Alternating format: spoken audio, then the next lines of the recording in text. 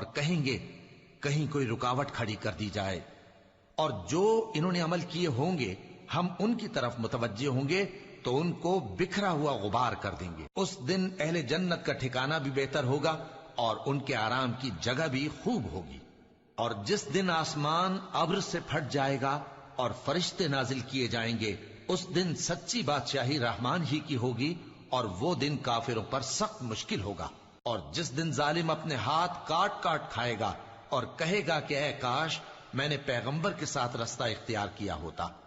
ہائے شامت کاش میں نے فلاں شخص کو دوست نہ بنایا ہوتا، اس نے مجھ کو کتاب نصیحت کے میرے پاس آنے کے بعد بہکا دیا۔ اور شیطان انسان کو وقت پر دغا دینے والا ہے۔ اور پیغمبر کہیں گے کہ اے پروردگار، میری قوم نے اس قرآن کو چھوڑ رکھا تھا، اور اسی طرح ہم نے گناہگاروں میں سے ہر پیغمبر کا دشمن بنا دیا، اور تمہارا پروردگار